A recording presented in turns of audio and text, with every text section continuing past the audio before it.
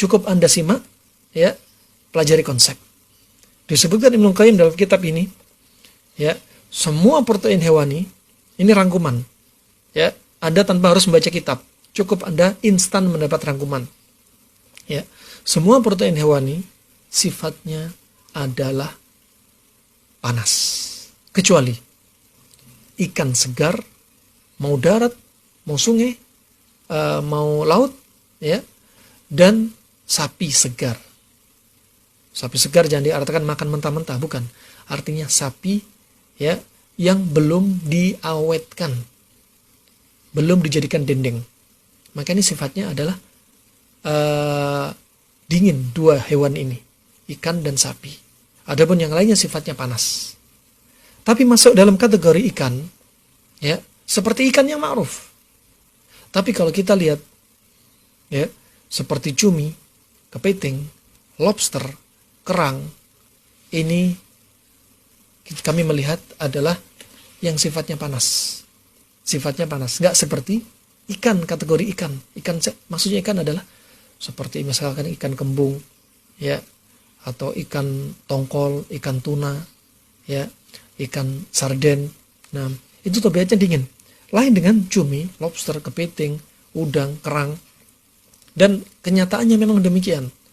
Kenyataannya mereka ini ikan-ikan yang seperti masuk kategori sebenarnya bukan penyebutan ikan, ya, cumi dan lain sebagainya, ya, ini menyebabkan apa? Kolesterol naik, asam urat naik, dan ini ciri-ciri adalah sifatnya panas, ya, sifatnya panas. Makanya jenis yang kita sebutkan barusan cocok dengan apa? Cari pendingin yang lainnya.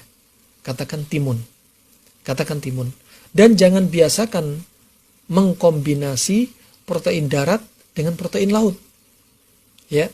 Kemudian jangan membiasakan mengkombinasi protein yang segar dengan yang sudah diasinkan, diawetkan. Misalkan makan ikan segar dengan ikan asin, jangan. Telur biasa dengan telur asin, jangan. Sapi segar dengan dendeng sapi, jangan. Juga jangan mengkombinasi hewan darat yang lainnya, protein dengan protein yang lainnya. Ayam dengan kambing, kambing dengan sapi, jangan. Cukup satu saja protein.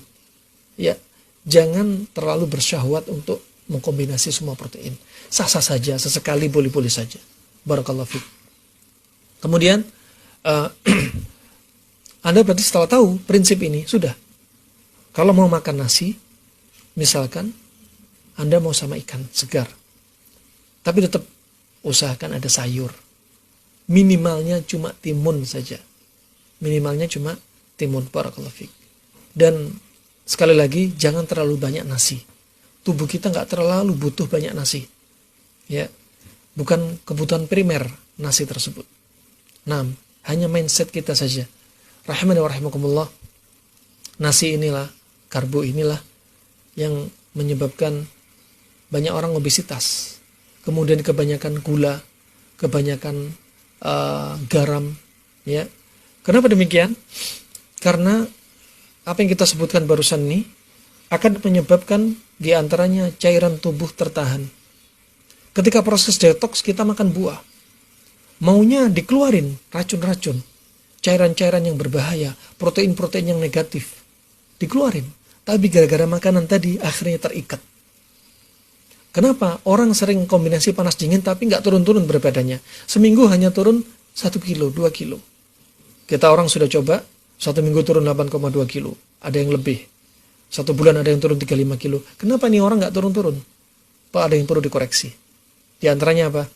Masih suka garam, gula, karbo. Ya, gula dan karbo. Karbo boleh, cari pasangannya. Tapi nggak usah terlalu banyak. Kemudian rahimani wa rahimakumullah jami'an. Ya, mayoritas sayur, mayoritasnya sifatnya dingin. Ada beberapa sayur yang sifatnya panas. Adapun seledri, kalau kita lihat, Masya Allah, seledri ini bagus untuk darah tinggi. Ya, tapi Ibnu Qayyim menyebutkan seledri ini sifatnya panas. Bahasa Arabnya karfas. Ya, wallahu a'lam bishawab. Alhasil, Anda ambil konsep. Ada makanan yang bikin darah tinggi turun, itu dingin. Ada makanan yang bikin kita diuretik, pipis terus, itu dingin. Ada makanan yang banyak kandungan airnya, itu dingin. Hanya demikian. Simple sekali. Ya, Anda tinggal lihat, ya, walaupun tanpa jadwal makanan, simple sekali, tinggal mengaplikasikan. Barakallahu fikum. Hindarkan makan minuman instan, hindarkan minum es, ya. Kemudian kurangi gula dan garam. Kemudian jangan makan langsung tidur. Kemudian jangan minum sambil makan. Kemudian mengkombinasi makanan yang benar antara protein. Jangan mengkombinasi protein dengan protein yang lainnya. Kemudian jangan minum susu dengan protein. Nah, itu contoh-contoh yang dibahas oleh kedokteran Arab klasik.